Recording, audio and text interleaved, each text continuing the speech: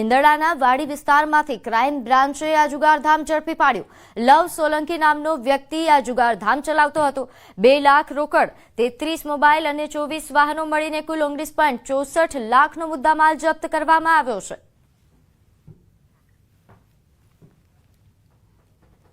જૂનાગઢ રેન્જના માનનીય આઈજીપી સાહેબ તથા જૂનાગઢ જિલ્લાના માનનીય એસપી સાહેબ નાઓ દ્વારા અવારનવાર પ્રોહી તેમજ જુગારની પ્રવૃત્તિ સદંતર બંધ થાય તે માટે અમને સૂચના આપવામાં આવતી હોય છે.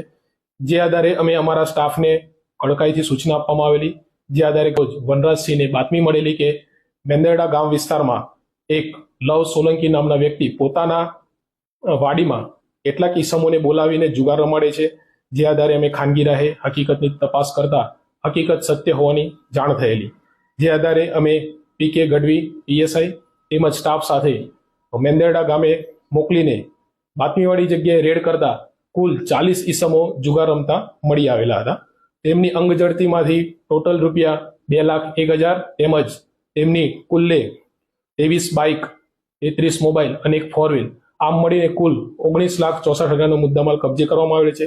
તમામ આરોપીઓ વિરુદ્ધમાં મેંદરડા પોલીસ સ્ટેશન ગુનો રજીસ્ટર કરી આગળની કાર્યવાહી શરૂ કરવામાં આવેલ છે.